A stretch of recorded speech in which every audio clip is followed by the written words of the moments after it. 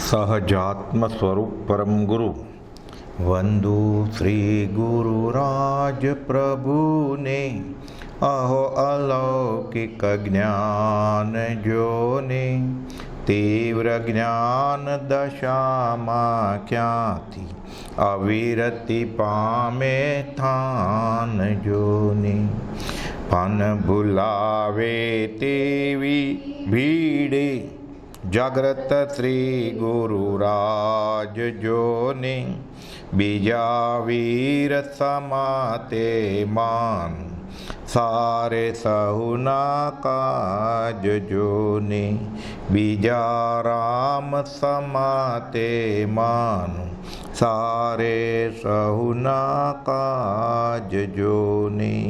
હવે સત્યગુણ આ ચાર થયા એટલે ક્ષમા, પછી માર્દવ, આર્જવ અને ચોથો ગુણ હવે આવે છે એ આવે છે સત્ય. સત્ય ધર્મ, ઉત્તમ સત્ય.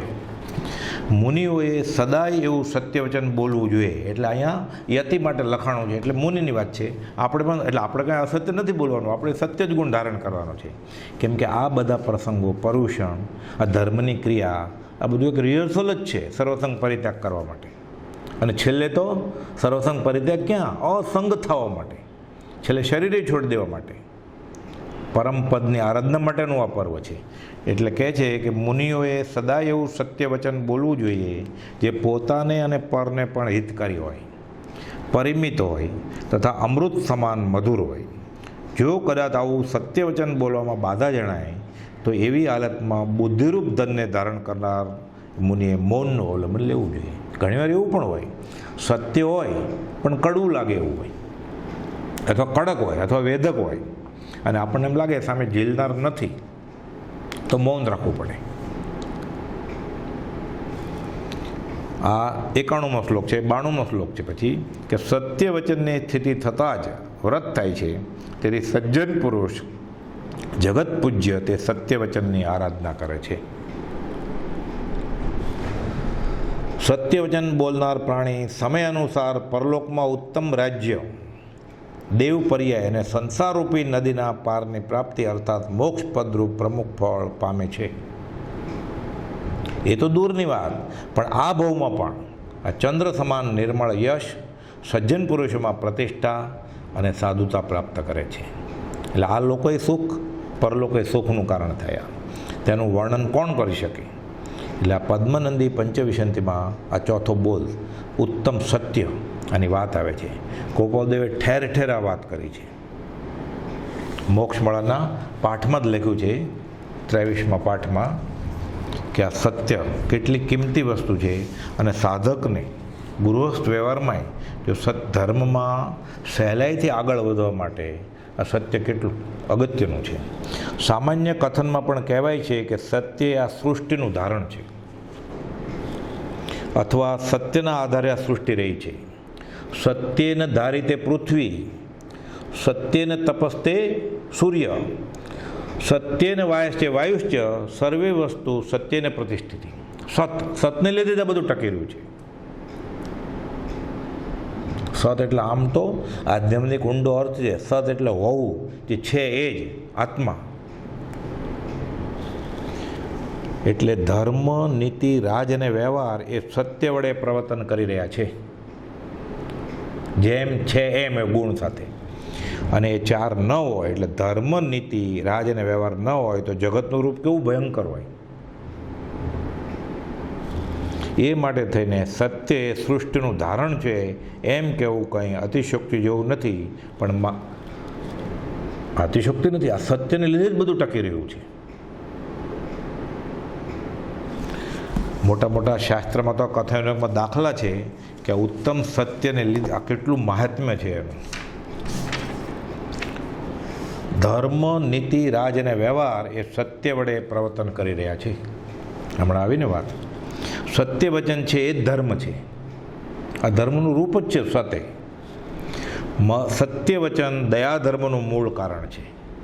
અને સત ન હોય ત્યાં હિંસા હોય ને હોય જ. બાહ્ય સ્થૂળ હિંસા ન પણ દેખાય, પણ સૂક્ષ્મ હિંસા હોય, ભાવ હિંસા હોય. અનેક દોષો દૂર કરનારા સત્ય છે. આ ભાવમાં તથા પરભવમાં જીવને સુખી કરનાર છે. સર્વને વિશ્વાસ ઉપજવાનું કારણ છે. સર્વ ધર્મોમાં સત્ય વચન મુખ્ય મનાયું છે. સંસાર સમુદ્ર ઓળંગવાનું તે જહાજ છે. સર્વ સદાચરણમાં સત્ય ઉત્તમ છે. સત્ય સમસ્ત સુખનું કારણ છે. એ પકડી રાખે સત્ય. શરૂઆતમાં તકલીફ પડે, પણ એનું લાંબે કાળે બહુ મહત્ફળ હોય છે. મનુષ્ય જન્મની શોભા જ સત્ય છે. સત્ય વડે સર્વ પુણ્ય કાર્યો દીપી નીકળે છે. અસત્યવાદીનું મહાપુણ્ય કાર્ય પણ પ્રશંસાપાત્ર બનતું નથી, એટલે વ્યવહારમાં નુકસાન છે. સર્વ ગુણોના સમૂહનો મહિમા સત્યને લઈને છે. સત્યના પ્રતાપે દેહ જેવા પણ તેની સેવા કરે છે. સત્યને આધારે અણુવ્રત કે મહાવ્રત રહેલા છે. સત્ય જ ન હોય એને સાદુપણું કેવું? સત્ય વિના વ્રત સંયમ સર્વે નિષ્ફળ છે. સત્યના પ્રભાવથી સર્વ સંકટોનો નાશ થાય છે. તેથી જે વચન પોતાને અને પરને હિતકારક હોય તેવા બોલવા, કોઈને દુઃખ ઉપજે તેવા વચન ન બોલવા. પરને પીડાકારી વચન સાચું હોય તો પણ ન કહેવું. અભિમાન રહિત બોલો. પરમાત્માની પ્રતીતિ કરાવનાર વચન બોલો, પરંતુ પુણ્ય પાપ સ્વર્ગ નરક આવું કાંઈ હોય જ નહીં. આવા એકાંતિક વચનો પકડવા મહાજૂઠ છે, મહા અસત્ય છે. એટલે પરમાગમ ઉપદેશે છે કે આ જીવ અનંતાનંત કાળ તો નિગોદમાં જ રહ્યો છે. ત્યાં વચનરૂપ કર્મવર્ગણા જ ગ્રહણ કરી નથી. ફરતો ફરતો નિગોદ, પછી 1 ઇન્દ્રિય, 2 ઇન્દ્રિય, 3 ઇન્દ્રિય, 4 ઇન્દ્રિય થાય. બહુ તો અવાજ કરી શકે ખાલી. વિચાર સહિત વાચા, આ વચન આ તો ખાલી પંચેન્દ્રિય જીવ, એમાં માણસને મળે. પછી પશુ હોય, ગાય ભેંસ કૂતરા અવાજ કરે, બસ એટલી જ વાચા છે. ભાંભરે, ભૂકે, ખાલી આ સતનું ફળ બોલવાનું, આ એક એટલી ઉત્તમ સામગ્રી છે કે વિચાર કરીને બોલી શકે, સમજી શકે, જાણકારને પૂછી શકે. આ ગુણ, આ લબ્ધિ બીજી કોઈ યોનિમાં મળતી નથી. અને આ બધું ફળ સત્ય વચનનું છે. પૃથ્વીકાય, અપકાય, તેજકાય, વાયુકાય અને વનસ્પતિકાય અનંતકાળ કે અસંખ્યાત કાળ રહ્યો, ત્યાં જીવને જીવાઇન્દ્રિય મળી જ નહોતી. કેમ? કે સત્ય બોલ્યો જ નહોતો, એટલે દંડ રૂપે ત્યાં ગયેલો એ. હવે આ ભવે પણ આ ઉત્તમ ધર્મ, સત્ય ધર્મ ધારણ નહીં કરે 10 લક્ષણ ધર્મમાંથી, તો પાછો એવી યોનિમાં વયો જશે જીવ. એટલે કહે છે બોલવાની શક્તિ પણ પામ્યો નહીં. 2 ઇન્દ્રિય, 3 ઇન્દ્રિય, 4 ઇન્દ્રિય અને અસંગની પંચેન્દ્રિય 4, વિકલ ચતુરિન્દ્રિય અને સંગની પચેન્દ્રિય થાય. પશુ પક્ષીમાં પણ જીવાઇન્દ્રિય તો પામ્યો, પણ અક્ષર સ્વરૂપ શબ્દો બોલવાની શક્તિ પ્રાપ્ત થઈ નહીં. અવાજ કરે, ખાલી ચીચિયારી કરે, કિલકિલાટ કરે, ભૂકે, ભાંભરે, બસ આ વચનની શક્તિ મળી, લબ્ધિ મળી, એટલી જ ખાલી. એટલે જીવાઇન્દ્રિય મળી તો પણ આગળ વચન ક્યાં? વિચાર સહિતના. એટલે કહે છે એક મનુષ્યપણામાં જ વચન બોલવાની શક્તિ પ્રગટ થઈ. હવે આવી દુર્લભ વચન શક્તિ અસત્ય બોલીને બગાડી દેવી એ મહા અનર્થનું કારણ છે. એટલે કહે છે મનુષ્ય ભવનો મહિમા તો વચન વડે જ છે. નાક, કાન, જીભ, આંખ પશુને પણ હોય છે. વાંદરાને તો કુપાલો લખું ને એક પૂંછડું એક્સ્ટ્રા છે. માણસ આગળ જે છે એ બધું વાંદરા આગળ છે, સાથે પૂંછડું વિશેષમાં છે. તો એ મહામાનવ. એટલે કહે છે કે ઢોરને પણ આ બધું પ્રાપ્ત છે. આભરણ, વસ્ત્રાદિ કૂતરા, વાંદરા, ગધેડા, ઘોડા, ઊંટ, બળદ ઇત્યાદિને પણ પ્રાપ્ત થાય છે. ઘોડો શણગારે ને, બધા સિઝન આવે વરસાદ પછી બળદને શણગારે. પરંતુ વચન બોલવાની શક્તિ, સાંભળીને સમજવાની શક્તિ તથા ઉત્તર દેવાની શક્તિ, તેમજ ભણવું, ભણાવવામાં ઉપયોગી વચન શક્તિ, તે ખાલી આ મનુષ્ય જન્મારામાં જ મળે છે. એટલે કેટલી લબ્ધિ છે. આ લબ્ધિનું આપણને મહાત્મ્ય જ નથી, કેમ કે આપણને સહજ થઈ ગયું છે. અને આની મહાત્મ્ય ન હોય પછી સત કે પછી અસત વચન તો જ બોલે ને, ખોટું બોલ્યા કરે. એટલે કહે છે કે માટે મનુષ્ય જન્મ પામીને જેણે વચન બગાડ્યું તેણે આખો ભવ બગાડ્યો. પછી આવો અવસર ક્યાં મળે? કાળી ચૌદશ ને રવિવાર આવે કોઈક વાર, પછી ક્યારે મળે? આવી વચન શક્તિ. એટલે કહે છે મનુષ્ય જન્મમાં લેવું દેવું, કહેવું સાંભળવું, પ્રતીતિ પરીક્ષા, ધર્મ કર્મ, પ્રીતિ વેર વગેરે પ્રવૃત્તિ નિવૃત્તિ રૂપ કાર્યો વચનને આધીન છે. સમજાય કેમ? અનંતકાલથી જે નથી સમજાણું, હું કોણ, હું ક્યાંથી થયો, મારું સ્વરૂપ શું, એ વચનથી સાંભળે, વચનથી પૂછે, વચનથી અંગીકાર કરે સતને. એટલે કહે છે કે આ બધું વચનને આધીન છે. જેણે વચન બગાડ્યું તેણે બધો મનુષ્ય જન્મનો વ્યવહાર બગાડી દૂષિત કર્યો. માટે પ્રાણ જતાં પણ પોતાનું વચન દૂષિત ન કરો. હવે પરમાગમમાં 4 પ્રકારના અસત્ય વચન કયા છે? પરમાગમમાં 4 પ્રકારના અસત્ય વચન કયા છે તેનો ત્યાગ કરવો. 1, વસ્તુ હોય તેને નથી એમ કહેવું, તે પ્રથમ આ અસત્ય છે. જ્ઞાન ન હોય, સમજણ ન હોય, ક્ષયોપશમ પણ ન હોય અને પોતાના અભિપ્રાય પ્રમાણે, પોતાના ડાપણ પ્રમાણે બોલે તો આ અસત વચન કહેવાય. એટલે જેમ કે કર્મભૂમિના મનુષ્ય તિર્યંશનું અકાળ મરણ થતું નથી એમ બોલે, તો એમ નથી. આ વચન અસત્ય છે. કેમ કે દેવ, નારકી અને ભોગીના મનુષ્યને તિર્યંશ આયુષ્યથી ત્યારે જ મરે, પહેલાં ન મરે. પણ કર્મભૂમિના મનુષ્ય કે તિર્યંશ હોય તો એ આયુષ્ય ભોગવ્યા પહેલાં પણ તૂટી જાય આયુષ્ય, સોપક્રમી આયુષ્ય. એટલે આ શાસ્ત્રમાં દાખલા છે બધા કે બાંધેલી સ્થિતિને જ ભોગવીને મરે એ ભોગીના મનુષ્ય તિર્યંશ કે આયુષ્ય હોય. એટલે એકાંતે એમ બોલે કે કર્મભૂમિના મનુષ્ય તિર્યંશનું અકાળ મરણ થતું નથી, તો આ મૃષાવાદ કહેવાય, આ અસત વચન કહેવાય. એટલે બોલતી વખતે પણ શાસ્ત્રનું વિશેષ જ્ઞાન અભ્યાસ ન હોય તો મૌન સેવવું જોઈએ. એટલે કહે છે કર્મભૂમિના મનુષ્ય તિર્યંશનું આયુષ્ય તો વિષ ખાવાથી, મારથી, છેદવાથી, બાંધવાથી, તીવ્ર રોગની વેદનાથી, લોહીનો નાશ થવાથી, દુષ્ટ મનુષ્ય દુષ્ટ તિર્યંશ કે ભયંકર દેવે કરેલા ઉત્સર્ગથી, ભયથી, વીજળીથી, દુકાળ પડવાથી, ધ્રાસકો થવાથી દેહ છૂટી શકે. આવા ઘણા બધા દાખલા વ્યવહારમાં પણ બનતા હોય છે. એટલે એનું આયુષ્ય એ રીતે ત્રુટ્યું કહેવાય. એટલે કહે છે કે પર્વત ઉપરથી પડતું મૂકવાથી, અગ્નિ, પવન, પાણી, કલહ કે તકરારથી થતા ક્લેશથી, શ્વાસોશ્વાસ રૂંધાઈ જવાથી અથવા આહાર પાણી આદિ બંધ થવાથી આયુષ્યનો નાશ થાય છે. એટલે આયુષ્યની લાંબી સ્થિતિ પણ આ રીતે ટૂંકી થઈ જાય છે. સાદો દાખલો વ્યવહારિક કે પાંચમની છઠ ન થાય પણ ઇલેક્ટ્રિકના પ્લગમાં હમણાં 15 એમ્પિયરવાળા આંગળી નાખે તો. એટલે વ્યવહારમાં એકાંત પકડાય નહીં. પણ પછી સમજવા માટે સામાજીવને આર્તેદાન ન થાય એટલે એને જ્ઞાની સમજાવે પણ ખરા કે ભાઈ આમ જ બનવાનું હતું.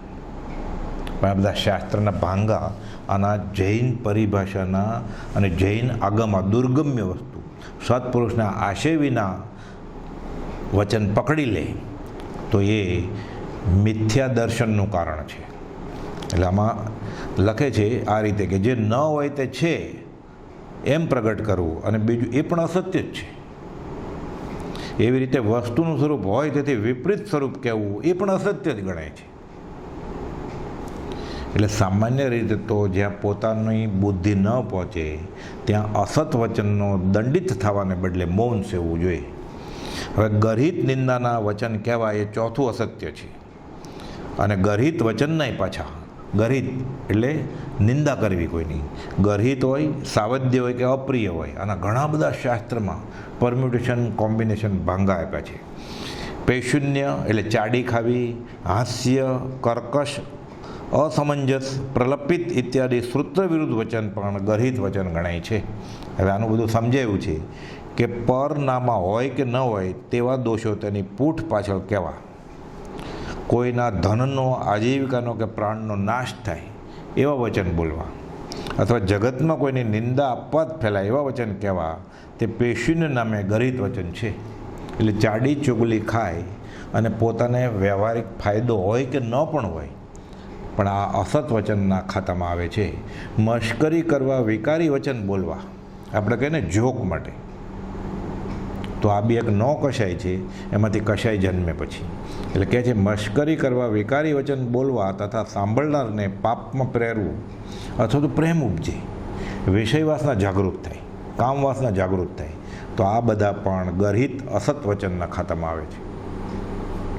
એ રીતે કોઈને એમ કહેવું કે તું મંદ છે, મૂર્ખ છે, અજ્ઞાની છે, આવા કર્કશ વચન, આ બધું મૃષાવાદ અસત વચનમાં ગણાય છે. દેશ કાળને યોગ્ય નહીં તેવા પોતાને અને પરને મહાસંતાપ ઉપજાવનાર વચન પણ અસમંજસ વચન કહેવાય છે. એટલે આના તો શાસ્ત્રમાં બહુ ભાંગા આવ્યા છે. એટલે વ્યવહારપૂર્વક વિચારીને બોલવું. ગોપાલદો લખ્યું છે ને કે કુટુંબરૂપી કાજલની કોટડીમાં ડાઘ લાગે ને લાગે તો શું કરવું, ત્યાં અલ્પભાષી થવું, સામાન્ય વાત સાંભળવી અને પછી બોલવું. સામાન્ય રીતે અર્ધ સમજ સાથે અભિપ્રાય આપવો નહીં. પ્રયોજન વગર ઉદ્ધતપણે બકવાત કરવો એ પ્રલપિત વચનનો ભાંગો છે. આ બી અસત વચનમાં ખતમ આવે છે. એટલે પ્રાણીઓની ઘાત થાય, ઉપદ્રવ થાય, કોઈ લૂંટાઈ જાય અથવા કલહ કંકાસ એવું બોલવાથી ઝઘડાનું નિમિત્ત થાય. મહા આપણે અસત વચન કહેવાય છે. એનો દાખલો છે ને શાસ્ત્રમાં, દ્રૌપદી બોલેલી આંધળાના આંધળા.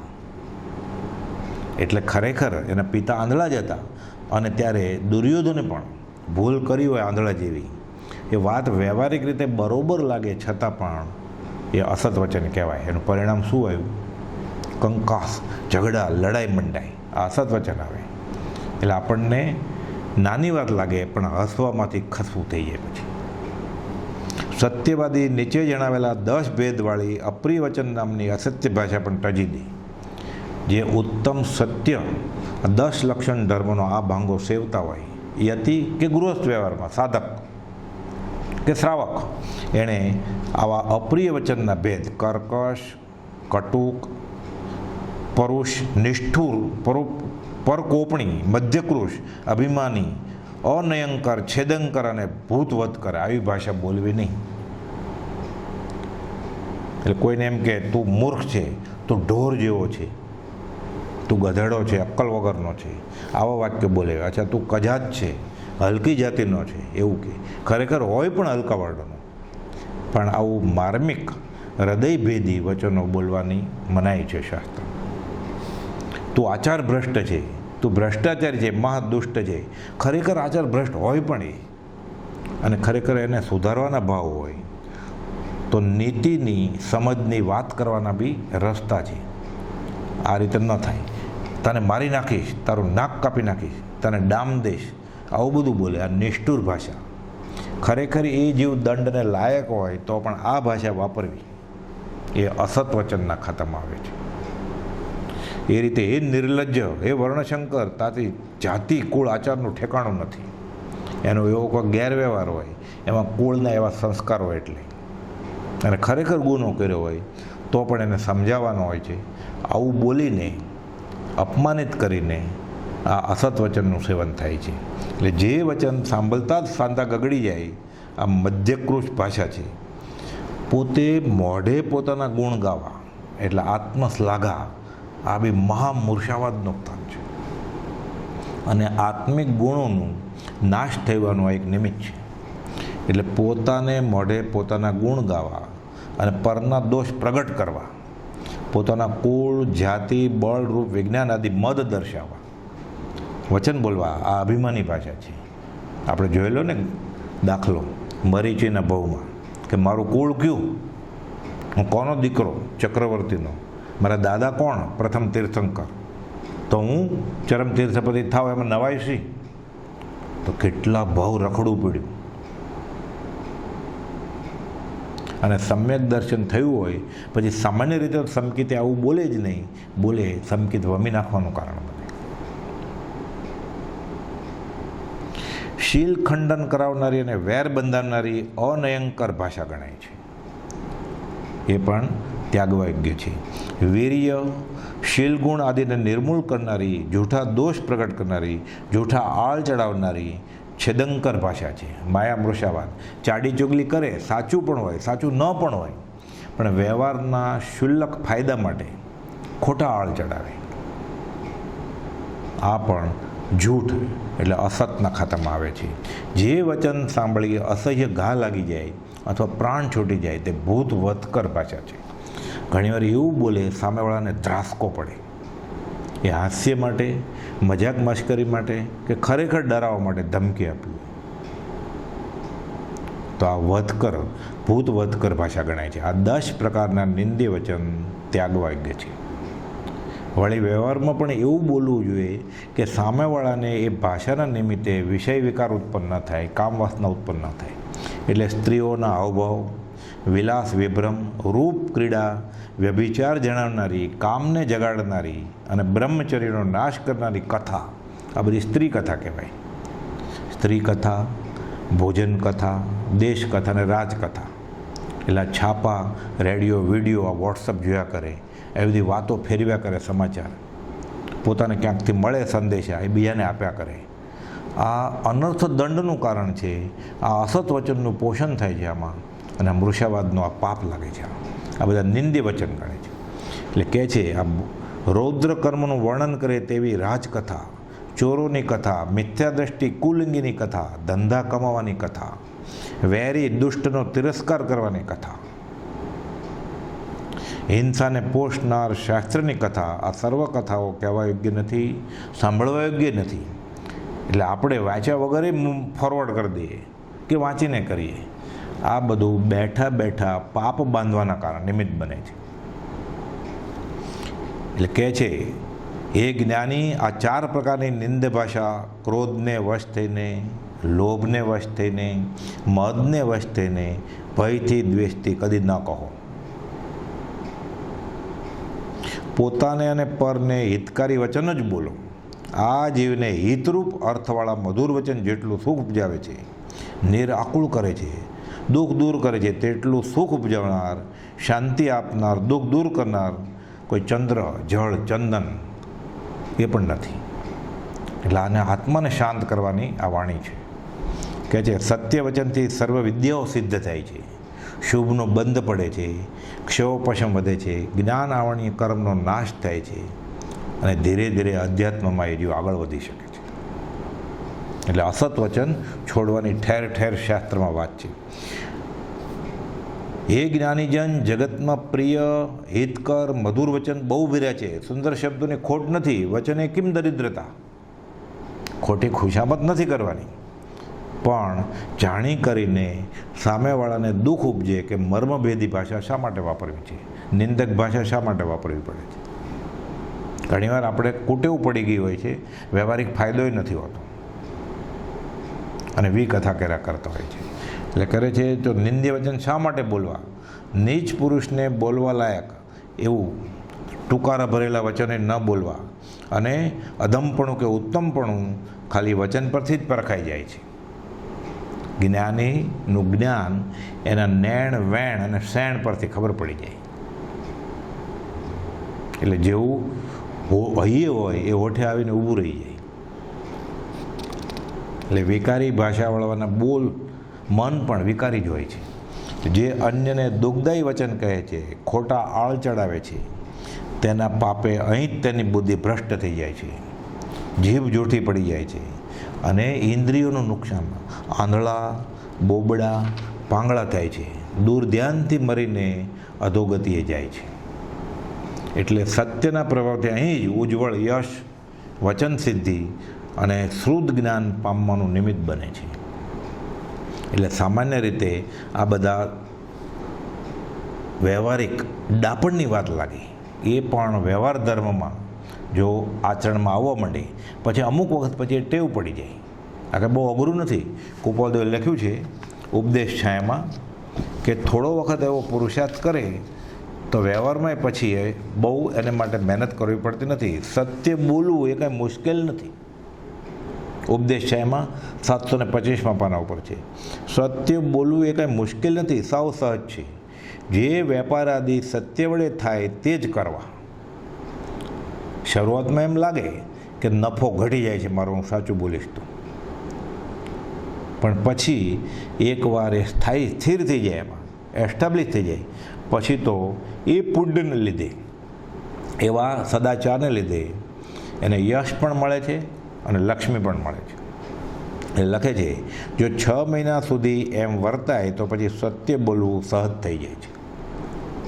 સત્ય બોલતા કદાચ થોડો વખત પ્રથમ થોડું નુકસાન પણ થાય, એમ લાગે વ્યવહારે, પણ પછી અનંત ગુણનો ધણી જે આત્મા તે આખો લૂંટાઈ જાય છે, તે લૂંટાતો બંધ પડે. આ સત પોતાનું વયું જાય છે એ એને ખબર જ નથી પડતી કે આમાં ફાયદો બહુ થોડું નુકસાન અને મોટો ફાયદો. એટલે કે અનંત ગુણનો ધણી આત્મા જે લૂંટાઈ જાય છે તે લૂંટાતો બંધ પડે છે સત્ય વચનથી. સત્ય બોલતા ધીમે ધીમે સહજ થઈ જાય છે અને થયા પછી વ્રત લેવું, અભ્યાસ રાખવો, કેમ કે ઉત્કૃષ્ટ પરિણામવાળા આત્મા વિરલા છે. એટલે ધંધામાં પણ કમાઈ લેવાની હોતી, છેલ્લે તો એના પ્રારબ્ધ પ્રમાણે જે કમાવાનો છે. જેમ કે હું ખોટું બોલીશ, હું છળ કપટ ભર્યા વાક્ય કરીશ, હું સામેવાળાને એવો મૃષ્યાવાદ સેવીને ફસાવી દઈશ તો હું વધારે કમાઈ જઈશ. એવું 1-2 વાર બને પણ ખરું, એવા હલકા પ્રકારના પુણ્યનો ઉદય હોય તો. પણ પછી સાવ તળિયા ઝાટક થઈ જાય. એટલે જબ તક તેરે પુણ્ય કા પહોંચે નહીં કરાર, તબ તક તુજે માફે અવગુણ કરે હજાર. પણ પછી પુણ્ય ખીણ જબ હોત હૈ, ઉદય હોતે પાપ, દાજે વન કી લાકરી પ્રજલે આપોઆપ. એટલે આપણને એમ લાગે હું આ ખોટું બોલ્યો, મેં મૃષાવાદ સેવ્યો, મેં સામેવાળાને આવું બોલીને છેતર્યો, શીશામાં ઉતાર્યો, એટલે હું કમાણો, એટલે મને વ્યવહારિક ફાયદો થયો. એવું થતું હોય તો સમજવું કે આ પાપાનુબંધી પુણ્યનો ઉદય છે. એટલે વ્યવહારિક પુણ્ય લાગે, અનુબંધ પાપનો છે. એ પૈસા, એ ધન, એની સિદ્ધિ અને અવળે માર્ગે દોરી જશે. એટલે સત્ય ગુણ, આ 10 લક્ષણ ધર્મનો આ બોલ સત પામવા માટે જ છે. હવે વસ્તુનું યથાર્થ સ્વરૂપ જેમ જાણવું, ટૂંકામાં પરમાર્થ સત્ય, વ્યવહાર સત્ય શું એ સમજવા માટે વસ્તુનું યથાર્થ સ્વરૂપ જેમ જાણવું, અનુભવવું, તેવું જ કહેવું. તે સત્ય 2 પ્રકારે છે, પરમાર્થ સત્ય અને વ્યવહાર સત્ય. પરમાર્થ સત્ય એટલે આત્મા સિવાય બીજો કોઈ પદાર્થ આત્માનો થઈ શકતો નથી. મેરો એક આત્મ તામ મમત જુકીનો. એટલે બોલતી વખતે પણ ઉપયોગ હોય તો મૃષાવાદનું સેવન ન થાય.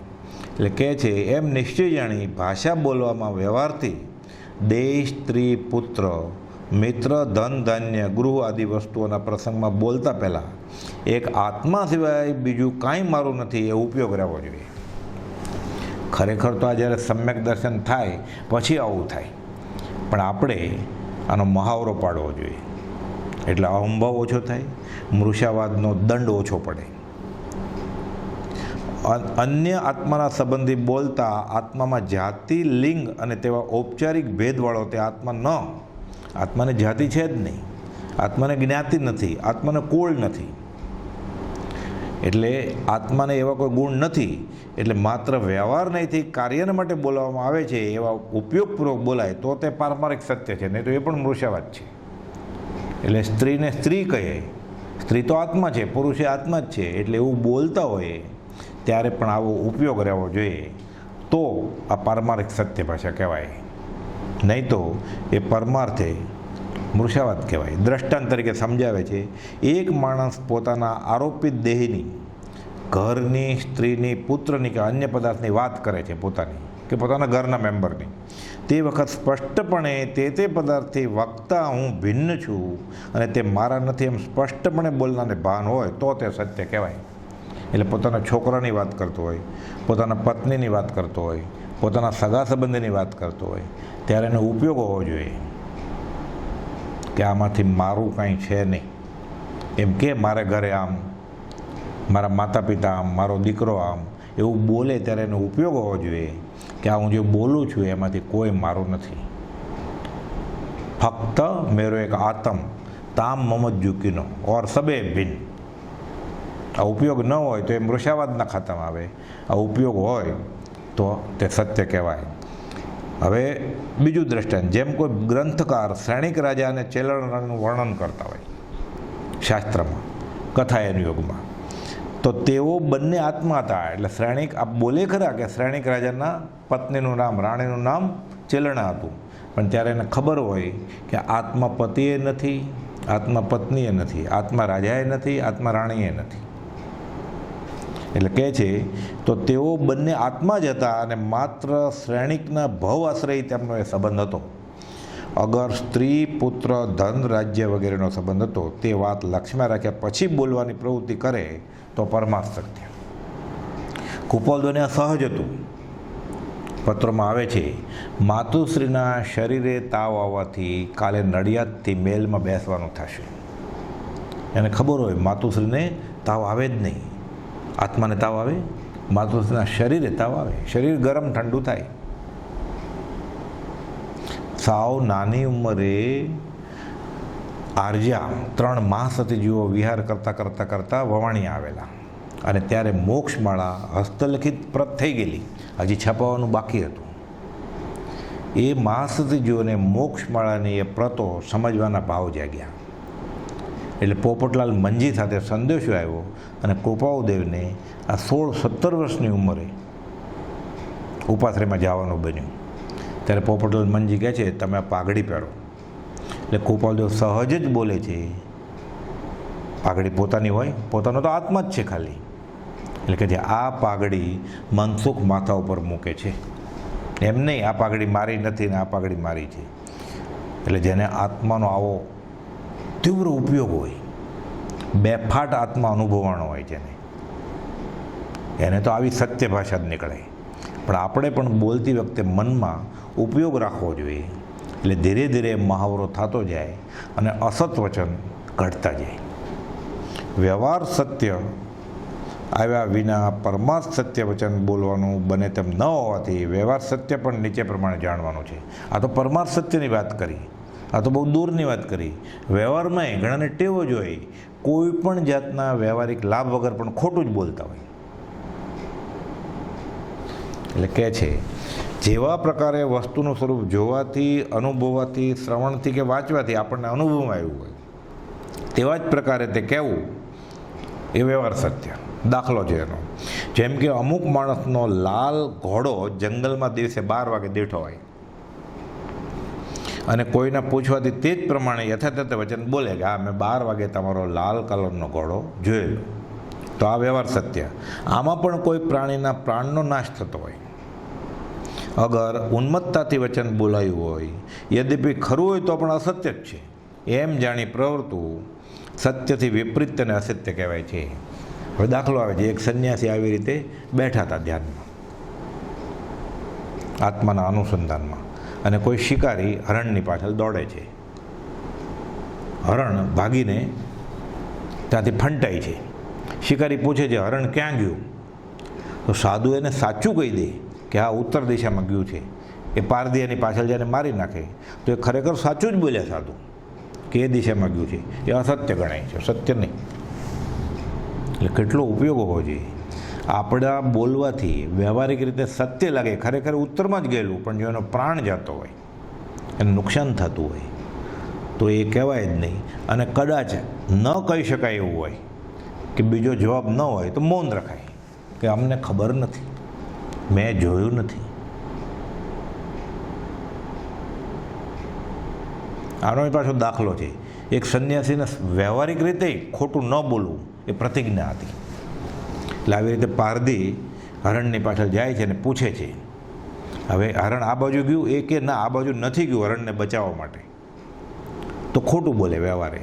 અને એમ કે આ બાજુ ગયું છે તો હરણના પ્રાણ જાય તોય ખોટું જ થાય. હવે આમ વ્યવહારિક રીતે આને સત્યવ્રત છે અને સત્યવ્રત પાળવા જાય છે તો હરણનો નાશ થાય છે. તો શું કરવું?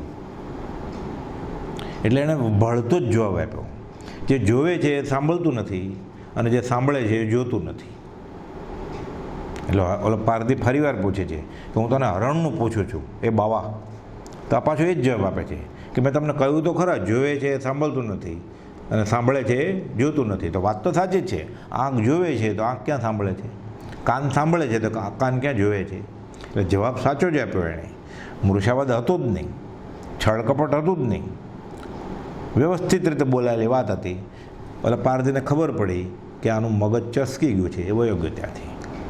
એટલી વારમાં હરણ પણ નાસી ગયું, બાબાજીનું વ્રત પણ સત્ય બોલવાનું ન તૂટ્યું અને પારધી શિકાર કરતાં બચી ગયો. એટલે એટલો ઉપયોગ રાખવાનો છે. આત્મા ધારે તો સત્ય બોલવું કંઈ કઠણ નથી. વ્યવહાર સત્ય ભાષા ઘણીવાર બોલવામાં આવે છે, પણ પરમાર્થ સત્ય બોલવામાં એવું નથી. માટે આ જીવનું ભ્રમણ મટતું નથી. કૃપાલદેવ કહે છે કે વ્યવહાર સત્ય બોલાય છે પણ પરમાર્થ સત્ય બોલવામાં આવ્યું નથી, માટે આ જીવનું ભ્રમણ મટતું નથી. સમ્યકત્વ થયા બાદ અભ્યાસથી પરમાર્થ સત્ય બોલવાનું થઈ શકે છે અને પછી વિશેષ અભ્યાસે તેનો સહજ ઉપયોગ રહ્યા કરે છે. એટલે આ રીતે સત્ય વચન બહુ મહત્વ છે અને આ સત્ય વચન ત્યારે જ બોલી શકાય છેલ્લે તો સમ્યક થાય પછી. પણ વ્યવહારમાં પણ જેમ બને એમ કોશિશ કરવાની અને જેમ બને એમ ન બોલેમાં 9 ગુણ કરીને મૌન સેવન. અને પરમાર્થની વાત હોય એમાં વ્યવહાર તો ભેળો કરવાનો જ નહીં. કૃપાલદેવે પત્ર લખ્યો છે 703 704માં કે જેમ બને તેમ જ્ઞાનીના વચનને લૌકિકમાં ઉતારવાના જ નહીં. એટલે મૃષાભાસ સેવાનો પ્રસંગ જ ન આવે. જેમ બને તેમ જ્ઞાનીના વચનનો આ બધી અલૌકિક વાત છે અધ્યાત્મની, લૌકિકમાં ઉતારવાના નહીં. કે અમારું આ બાબતમાં ખાસ જ્ઞાન નથી, ધ્યાન નથી, એટલે આપણે શું કહેવાના હતા એમ કરીને છૂટી જવાનું એમાંથી. એટલે મૃષાવાદનું સેવન ન થાય. એટલે આ સત્ય વચનની વાત થઈ. અને આ રીતે હવે 5મો બોલ આવે છે તે શૌચ ધર્મ છે. કેટલી વાર છે? એટલે ઉત્તમ શૌચ આ 10 લક્ષણ ધર્મનો 5મો બોલ છે. ઉત્તમ શૌચ સદા જગ જાના, લોભ પાપ કા બાપ વખાના. શૌચ એટલે પવિત્રતા, શૌચ એટલે ચોખ્ખું, શૌચ એટલે પવિત્રતા, ઉજ્જવળતા. બહિરાત્મા દેહની ઉજ્જવળતા માટે સ્નાન આદિ કરવું તેને શૌચ કહે છે. પરંતુ હાડકા, માંસ, ચરબી, લોહી, મજ્જા, વીર્ય અને ચામડી એ 7 ધાતુમય શરીર મળમૂત્રથી જ ભરેલું છે. ખાણ મળમૂત્રની જ છે. એટલે કહે છે તે પાણીથી ધોયા છતાં પવિત્ર થવાનું નથી. મળનો બનાવેલો ઘડો મળથી ભરેલો હોય તેને ઉપરથી પાણી વડે ધોઈએ કે દૂધ વડે ધોઈએ તો શુદ્ધ થતો નથી, કેમ કે અંદર મળ જ ભર્યો છે. તેમ શરીર પણ શુદ્ધ પાણીથી ધોવાથી પવિત્ર થતું નથી. એ પવિત્રતાને પવિત્ર એને શૌચ ગણવું એ વૃથા છે. શૌચ ધર્મ તો આત્માને ઉજ્જવળ કરવાથી પ્રગટે છે. કૃપાલદેવે આખો મોક્ષમાળામાં પાઠ લખ્યો છે કે શૌચ શું, અશુચિ કોને કહેવી, એટલે સૂચિ કોણ શું અને અશુચિ શું. મોક્ષમાળામાં પાઠ છે, શિક્ષા પાઠ 54મો છે, અશુચિ કોને કહેવી. એટલે આખો શૌચ ધર્મ શું છે. જિજ્ઞાસુ એટલે મુમુક્ષુ સાધક પૂછે છે જ્ઞાનીને, મને જૈન મુનિઓના આચારની વાત તો બહુ રુચિ બાહ્યથી, પણ એઓના જેવો કોઈ દર્શનના સંતોમાં આચાર નથી. ગમે તેવા શિયાળાની ટાઢમાં અમુક વસ્ત્ર વડે તેઓને રેડવું પડે. ઉનાળામાં ગમે તેવો તાપ તપતા છતાં પગમાં તેઓને પગરખા કે માથા પર છત્રી લેવાય નહીં. ઊની રેતીમાં આતાપ ન લેવી પડે છે. યાવત જીવન ઊનું પાણી પીવે છે. સાધુને, મુમુક્ષુને, સાધકને ફ્રીજના પાણી ન પીવાય. ગૃહસ્થને ઘેર તેઓ બેસી શકતા નથી. શુદ્ધ બ્રહ્મચર્ય પાળે છે અને ફૂટી બદામ પણ પાસે રાખી શકતા નથી. અયોગ્ય વચન તેઓ બોલી શકતા નથી. વાહન તેઓ વાપરી શકતા નથી. આવા પવિત્ર આચાર ખરે મોક્ષદાયક છે, પરંતુ 9 વાડમાં ભગવાને સ્નાન કરવાની ના કહી છે. એ વાત મને યથાર્થ બેસતી નથી. જિજ્ઞાસુ કહે છે.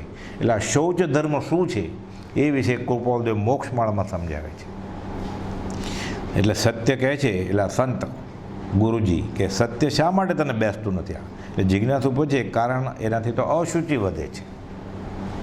જો સ્નાન ઇત્યાદિ ક્રિયા ન કરે, નાય નહીં, સાધુ, યતિ, મુનિ, તો અશુચિ તો વધે છે.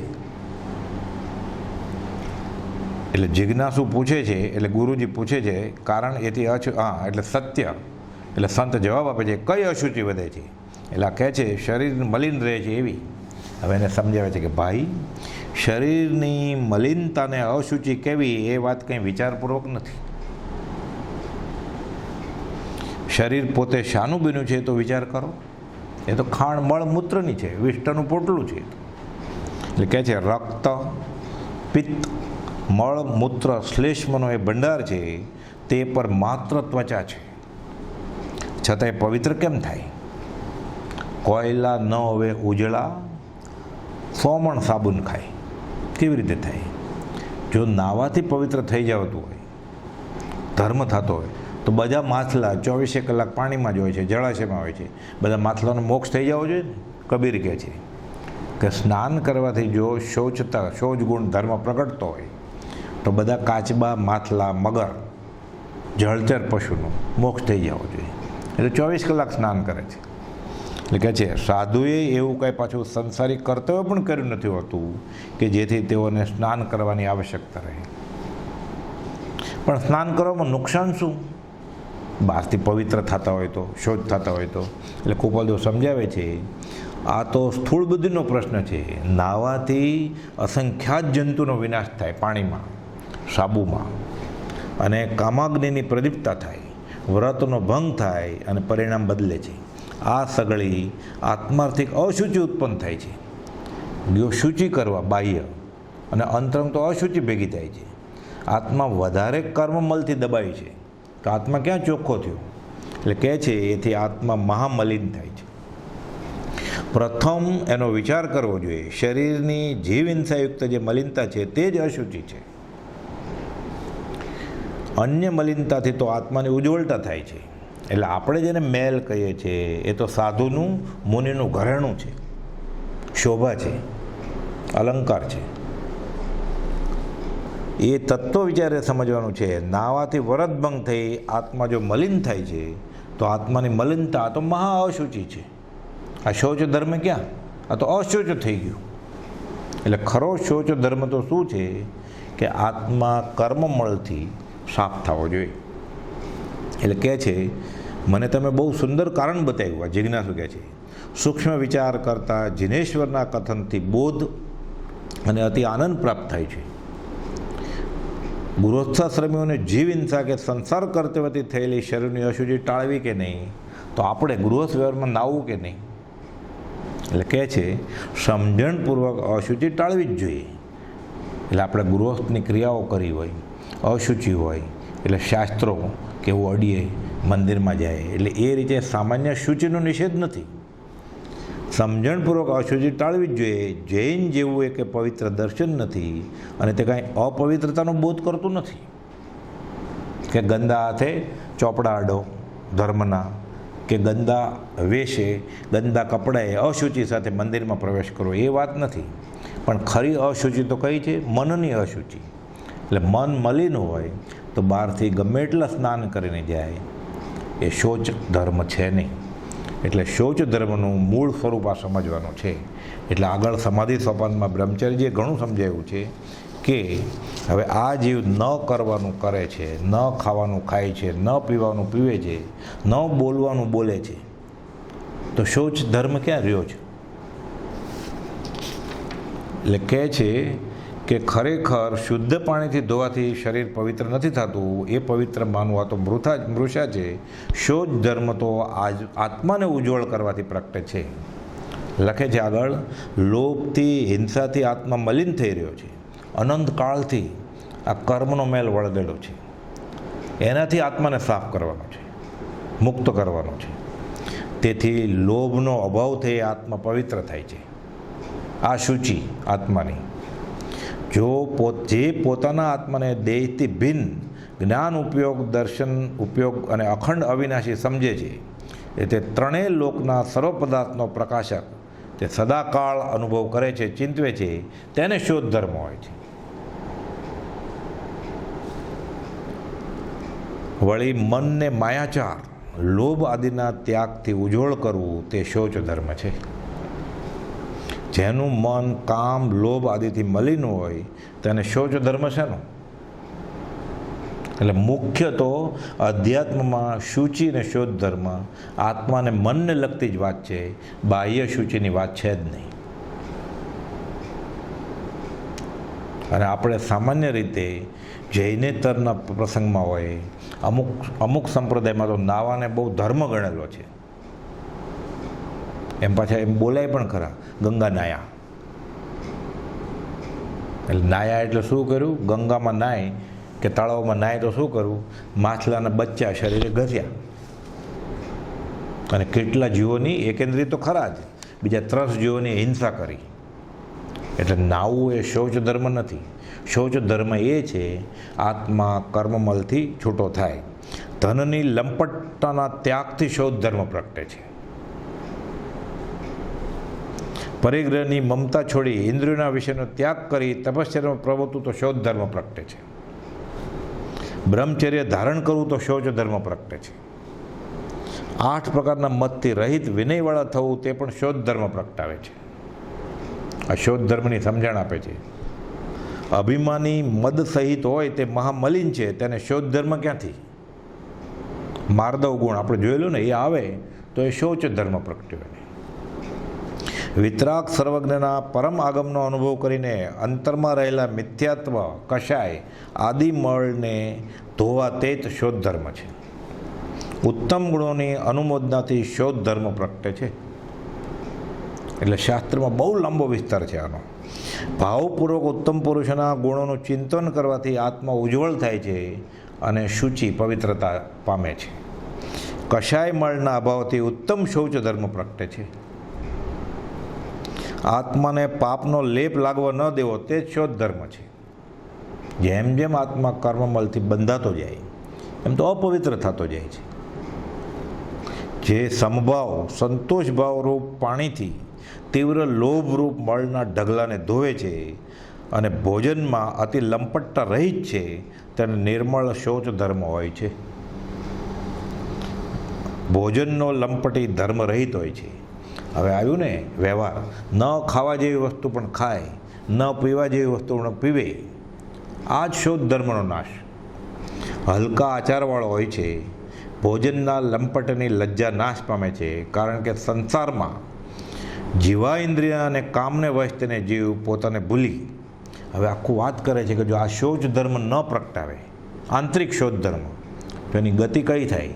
ભલે મંદિરમાં જતો હોય, ભલે શાસ્ત્ર શ્રવણ કરતો હોય, ભલે બધું પાકું કરતો હોય, બાહ્ય ક્રિયા પણ કરતો હોય, એને અધ્યાત્મમાં શું મળશે? આખી આ વેધક વાત કરી છે લાંબી, કહે છે કે હલકા આચારવાળો ભોજનના લંપટેની લજ્જા નાશ પામે છે, સંસારમાં જીવા ઇન્દ્રિય અને કામને વશ તેને જીવ પોતાને ભૂલી નરક તિર્યંચ ગતિમાં લઈ જાય તેવા મહાન નિંદ્ય પરિણામ કરે છે. સંસારમાં હવે અશુચિ શું છે અને શૌચ ધર્મ શું છે? સંસારમાં પરધનની વાંછા, પર સ્ત્રીની વાંછા અને ભોજનની લંપટતા જ પરિણામને મલિન કરનાર છે. તેવી વાંછાનો ત્યાગ કરીને સંસાર પરિભ્રમણથી એ જીવો આ આત્માને બચાવો. આત્માની મલિનતા તો જીવ હિંસાથી તથા પરધન અને પર સ્ત્રીની વાંછાથી છે. પરધનના ઈચ્છક અને જીવઘાતના કરનારા, પરધનના ઈચ્છક અણહકનું કમાઈ લેવું છે, અને જીવઘાતના કરનારા કોટી તીર્થોમાં સ્નાન કરે. ફરીવાર આ વ્યવહાર ગૃહસ્થ ધર્મમાં શૌચ ધર્મ ક્યાં સુધી આપણને આગળ વધાવી શકે?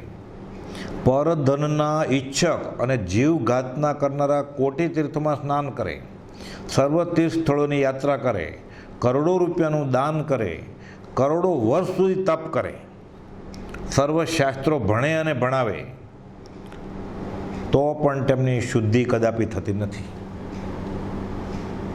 કોની? પરધનના ઈચ્છક અને જીવઘાતના કરનારા અને પર સ્ત્રીની વાંછાવાળા. આ શુચિ ન હોય તો એ સેંકડો વર્ષો સુધી તપ કરે, કરોડો રૂપિયાનું દાન દે, કરોડો વર્ષો સુધી તપ કરીને, તો પણ તેમની શુદ્ધિ કદાપી થતી નથી. ભવભ્રમણ એનું જાતું નથી. અભક્ષ્ય ભક્ષણ કરનારા અને અન્યાયથી પ્રાપ્ત થયેલા વિષય ભોગ અને ધનને ભોગવનારા, તેઓના પરિણામ પણ મલિન હોય છે કે કરોડો વાર ધર્મનો ઉપદેશ અને સર્વ સિદ્ધાંતોની વ્યાખ્યા ઘણા વર્ષોથી સાંભળે, પણ હૃદયમાં તેનો પ્રવેશ થતો નથી. આ વ્યવહારમાં લાગુ પડે એવી વાત છે આપણે કે અભક્ષ્ય ભક્ષણ કરનારા અને અન્યાયથી પ્રાપ્ત થયેલ વિષય ભોગને ધનને ભોગવનારાઓ લાખો વર્ષોથી શાસ્ત્રો વાંચે, સાંભળે, પાકા કરે, ગોખે અને ધર્મ ચડે નહીં. એટલે કહે છે 50 વર્ષો સુધી શાસ્ત્ર શ્રવણ કર્યું હોય તો પણ ધર્મના સ્વરૂપનું ભાન નથી એવા ઘણા આપણે પ્રત્યક્ષ દેખીએ છીએ. આશ્રમમાં, દેરાસર, મંદિરમાં, તીર્થ સ્થળોએ એવા ઘણા આપણે જોતા હોઈએ છીએ કે વર્ષોથી 5, 15, 10, 20 વર્ષથી હોય છે, પણ વ્યવહારમાં, આચરણમાં ધર્મનો છાંટો હોતો નથી. કેમ? શૌચ ધર્મ એણે પ્રગટાયો નથી. લખે છે 50 વર્ષોથી શાસ્ત્રોનું શ્રવણ કર્યું હોય તો પણ ધર્મના સ્વરૂપનું ભાન નથી એવા ઘણા આપણે પ્રત્યક્ષ દેખીએ છીએ. એ બધું અન્યાયથી પ્રાપ્ત કરેલા ધનનું અને અભક્ષ્ય ભક્ષણનું ફળ છે. એટલે આપણને એમ લાગે એવું અભક્ષ ખાઈ લીધું તો શું વાંધો, આત્મા સત વયો જાય. ધીરે ધીરે આત્મા કર્મમલથી દબાતો સંસારમાં અધોગતિએ પહોંચી જાય. પછી એટલે કહે છે ધનનું અને અન્યાયથી પ્રાપ્ત કરેલા ધનનું અને અભક્ષ ફળનું ફળ છે. તેથી જે પોતાના આત્માની પવિત્રતા ઈચ્છતો હોય, જેને શૌચ ધર્મ આદરવો હોય, તેણે અન્યાયથી ધન મેળવવું નહીં, અભક્ષ્ય ભક્ષણ કરવું નહીં અને પર સ્ત્રીની અભિલાષા કરવી નહીં. પરમાત્માના ધ્યાનથી શૌચ ધર્મ પ્રગટે છે. અહિંસા, સત્ય, અચૌર્ય, બ્રહ્મચર્ય અને પરિગ્રહ ત્યાગથી શૌચ ધર્મ પ્રગટે છે. હિંસા આદિ 5 પાપમાં પ્રવર્તનાર સદાય મલિન છે. બહારથી ગમે એટલો ચોખ્ખો હોય પણ એનું મન મલિન જ છે. પરના ઉપકારને ઓળવનાર કૃતજ્ઞ સદા મલિન છે. ગુરુદ્રોહી, ધર્મદ્રોહી, સ્વામીદ્રોહી, મિત્રદ્રોહી અને ઉપકાર ઓળવનારાના પાપની પરંપરા અસંખ્યાત ભવોમાં કરોડો તીર્થોમાં સ્નાન કરવાથી શુચિ માટે મહેનત કરે. કોણ? પરના ઉપકારને ઓળવનાર, ગુરુદ્રોહી, ધર્મદ્રોહી, સ્વામીદ્રોહી, મિત્રદ્રોહી, આ બધા શૌચ ધર્મના વિરોધાભાસ છે, અશુચિ પ્રગટ કરનારા. અને ઉપકાર ઓળવનારના પાપની પરંપરા અસંખ્યાત ભવોમાં કરોડો તીર્થોમાં સ્નાન કરવાથી અને દાન કરવાથી પણ દૂર થતી નથી. આ અશુચિ નીકળે નહીં. એટલે કહે છે વિશ્વાસઘાતી સદાય મલિન જ હોય છે. તેથી ભગવાનના પરમાગમની આજ્ઞા પ્રમાણે શુદ્ધ સમ્યક દર્શન, સમ્યક જ્ઞાન, સમ્યક ચારિત્ર ધારણ કરી આત્માને પવિત્ર કરો. ક્રોધ આદિ કષાયોને રોકીને ઉત્તમ ક્ષમા આદિ ગુણ ધારણ કરીને આત્માને શૌચ કરો. સમસ્ત વ્યવહાર કપટ રહિત થઈને આત્માને ઉજ્જવળ કરો. પારકો વૈભવ, ઐશ્વર્ય, ઉજ્જવળ યશ, ઉત્તમ વિદ્યા આદિ પ્રભાવ દેખીને અદેખાય રૂપ મલિનતા છોડો, ઈર્ષ્યા છોડો, તો શૌચ ધર્મ પ્રગટે. શૌચ ધર્મ અંગીકાર કરો. પરના પુણ્યનો ઉદય દેખીને ખેદ ન કરો. આ મનુષ્ય દેહ તથા ઇન્દ્રિયો, જ્ઞાન, બળ, આયુષ્ય, ધન સંપત્તિ આદિ અનિત્ય ક્ષણભંગુર છે. એકાગ્ર ચિત્તથી પોતાના સ્વરૂપમાં દ્રષ્ટિ ધારણ કરો અને અશુભ ભાવોનો અભાવ કરો. આ જ આત્માની પવિત્રતા છે. શૌચ જ મોક્ષનો માર્ગ છે. આ શૌચ ધર્મ જ મોક્ષનો માર્ગ છે. એટલે આ 5 બોલ થયા 10 લક્ષણ ધર્મના. હવે 6ઠ્ઠો બોલ છે ઉત્તમ સંયમ. એ આપણે અવસરે લેશું. સહજાત્મ સ્વરૂપ પરમ ગુરુ.